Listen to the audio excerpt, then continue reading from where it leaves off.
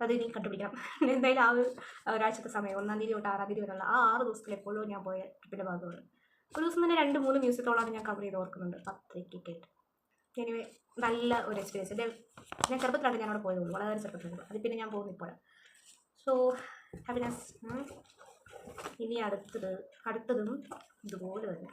ഇത് തോന്നിക്കലിലേക്ക് പോകാൻ, തോന്നിക്കൽ എൻട്രി ടിക്കറ്റാണ് ഇത് actually. തോന്നിക്കൽ Kumaranasan regional ഇൻസ്റ്റിറ്റ്യൂട്ടിലേക്കുള്ള entry ടിക്കറ്റാണ്.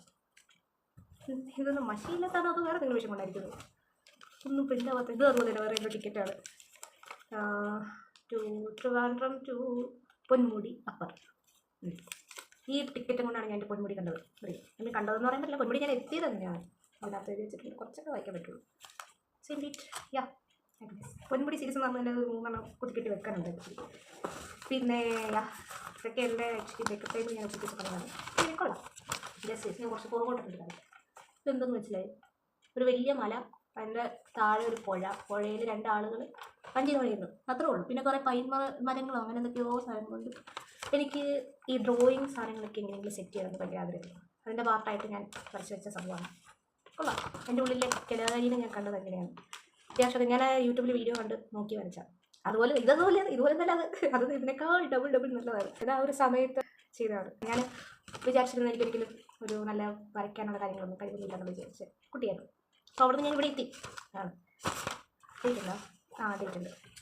My first pencil drawing 11/1/2020. ഞാൻ പറഞ്ഞില്ല, ഇതാ ഒരു ബ്രേക്കപ്പ് ഇതാവുന്ന മൊമെൻറ്റിൽ സെൽഫ് വർത്തിന് വേണ്ടിയിട്ട് ഞാൻ വരച്ച് വെച്ചതാണ്. അപ്പോൾ എന്തായാലും ഈ വർഷം അവസാനമായപ്പോൾ ഞാൻ ഇത്രയും നല്ല കാര്യങ്ങൾ ചെയ്തിട്ടുണ്ടെന്ന് എനിക്കാണ് തോന്നുന്നു.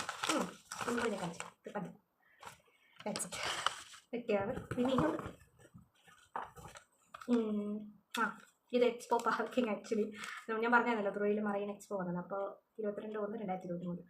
ഞാനിത് ആക്ച്വലി തുടങ്ങിയിട്ട് 1 മാസത്തോളം ആയിരുന്നു തോന്നുന്നു. ബോക്സ് ഓഫ് ഹാപ്പിനെസ് 1-ാം തീയതി അല്ല ഞാൻ ഈ പരിപാടി തുടങ്ങിയത്, അതിന് മുന്നേ ഞാൻ തുടങ്ങിയതാണ്. എനിക്കൊന്ന് ആ പോസ്റ്റ് കണ്ടപ്പോൾ തൊട്ട് ഞാൻ തുടങ്ങിയ പരിപാടി 22/1 നമ്മുടെ വണ്ടി പാർക്ക് ചെയ്യാൻ വേണ്ടിയിട്ട് എടുത്ത ടിക്കറ്റ് വെച്ചിട്ട്.